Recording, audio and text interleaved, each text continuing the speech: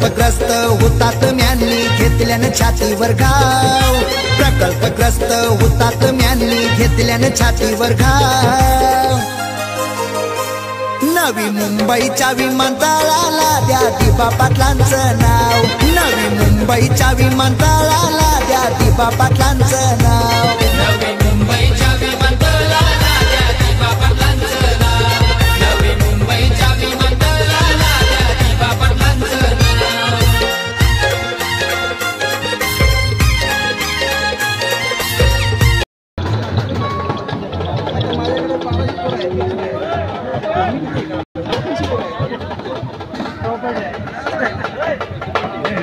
आपलं कोण कोण आहे बघा, आपलं कोण आहे आपल्या माणसं पाहिजे ना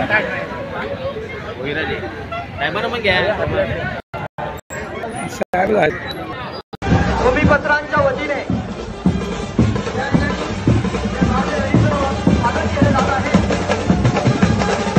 घनसोली कालवा नाक्यामध्ये पोहोचले।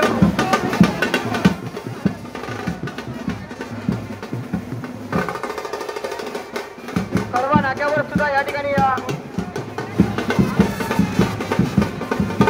नवी मुंबईच्या आंतरराष्ट्रीय विमानतळाला स्वर्गीय दिबा पाटील साहेबांचं नाव देण्यात यावं याकरिता निघाले।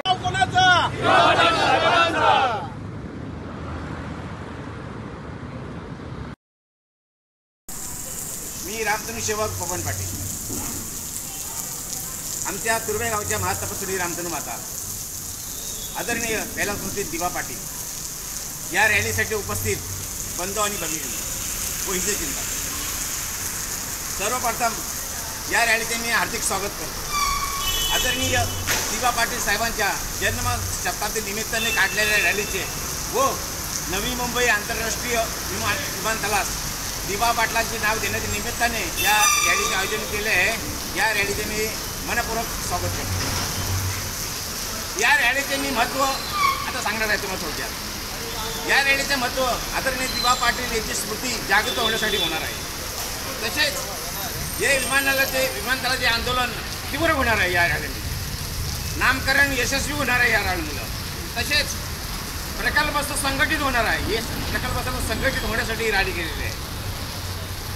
नवी मुंबईत प्रकल्पस्थ अनेक अन्याय झाले आहे। या अन्याय निवारण करण्यासाठी या रॅलीचा उपयोग होणार आहे। तसेच या भूमीच्या अस्तित्वासाठी या रॅलीचा उपयोग होणार आहे। अशा अनेक प्रकारे आजच्या रॅलीचं महत्त्व आहे। आज दिबा पाटलाच्या नामांकनामध्ये आमची बरीच फसवणूक केलेली आहे। सुमारे 10 वर्षापासून आमची फसवणूक चालू आहे। पहिली फसवणूक म्हणजे एक सिडको ठराव, काही लबाड लोकांनी सिडको ठराव केले आणि सिडको ठरावामध्ये तुमचं नामकरण लांबवलं अशी अफवा पसरली। हे नामकरण सिडको ठरावावर अवलंबून आहे अशी खोटी बातमी समाजामध्ये पसरली। त्याच्यामुळं आमची दिशा बदलली, आमचे 2-3 वर्ष फुकट गेले। वास्तविक सिडको ठराव आणि नामांतराचा काहीच संबंध नाही। सिडको एक नोकरवर्ग आहे, त्यांच्या ठरावाला काय महत्त्व आहे? त्या ठरावाकडे नाम दाखवून काही लबाड लोकांनी आमची फसवणूक केली। दुसरी गोष्ट म्हणजे विमानतळाचं नामकरण आम्ही उद्घाटनाच्या दिवशी जाहीर करू असं म्हटलं काही लोक म्हणतात, काही नेते म्हणतात का जेव्हा उद्घाटन होईल तेव्हा आम्ही नामकरण जाहीर करू। पण ही खोटी बातमी आहे, ही लबाड बातमी आहे। या आम्हाला फसवण्यासाठी लोक म्हणतात। वास्तविक या लोकांचं असं म्हणणं आहे की आमचं उद्घाटन सुरळीत होऊ दे, काही बाधा होता कामा नाही, नंतर आम्ही नावावर या लोकांना फसवू आम्ही, म्हणून हे लोक असे म्हणतात का उद्घाटनाच्या दिवशी नामकरण होऊ। ही खोटी बातमी आहे। आम्हाला फसवण्यासाठी आधी काही लोक अफवा करतात। तशाच या नवी मुंबईमध्ये काही फसव्या संघटना आहेत।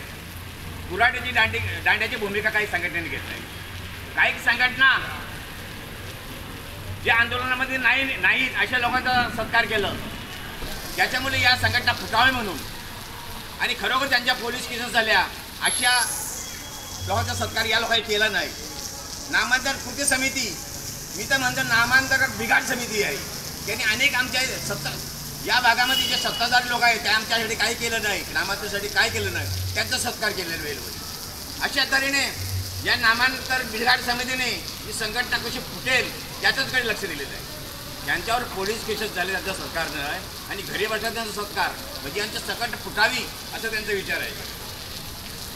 तसेच जे सत्ताधारी लोक जे सत्कार करतात, स्वतः तरी तुमच्यासाठी काय करतात?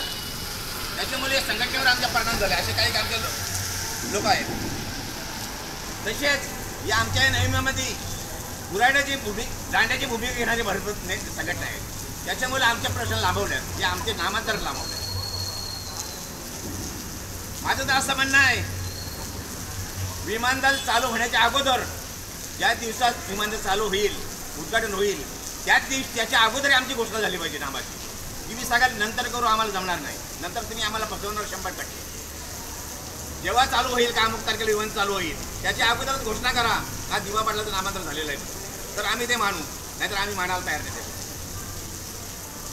तसेच आम्हाला जर फसवलं तर भरपूर मोठ्या प्रमाणात तिथं आंदोलन होईल. तुम्ही उद्घाटन करून घ्याल, आमचा तो विश्वास नाही, बरेच लोकांचा विश्वास नाही गोष्टीवर. काही लोकांनी विश्वास ठेवला आहे का उद्घाटनाच्या दिवशी नामांतराची घोषणा करते. आणि जर आम्हाला फसवलं की इथं फार मोठं आंदोलन होईल. फार मोठे म्हणजे काय, सगळे घरातून लोक उतरणार आहेत. दिबा पाटील म्हणजे आमच्या भूमीचे प्रतीक आहेत. या भूमीचे त्याग, या भूमीची अस्मिता, या भूमीचे आंदोलन, या भूमीचा इतिहास आणि या भूमीची संकल्पना याच्यामध्ये दिबा पाटील सामावले आहेत. आणि या संपूर्ण नवीमध्ये त्यांना देवासारखे लोक मानतात. त्याच्यामुळं आमचे कितीही प्रश्न रखडलेले असतील, पण हा नामांतर आम्ही सोडणार नाही. नामांतर दिबा पाटील झालंच पाहिजे. फसवल्यानंतर जेव्हा घोषणा होईल त्या दिवसामध्ये आमचे आंदोलन चालू होईल.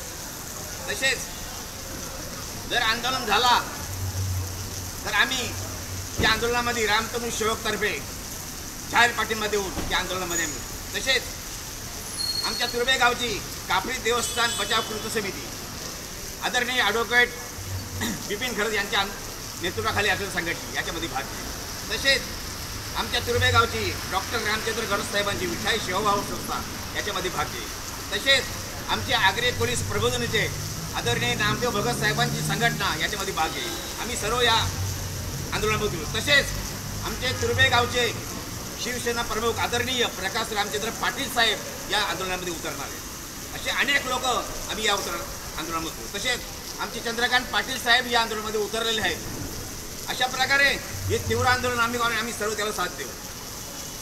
तत्पूर्वी लवकरात लवकर या नवीन विमानतळाचे दिबा पाटील साहेब विमानतळ असे जाहीर होईल अशी मी आमच्या तुर्बे गावाची माता प्रसुडी रामतनू माती चरणासाठी प्रार्थना करतो. जय राम.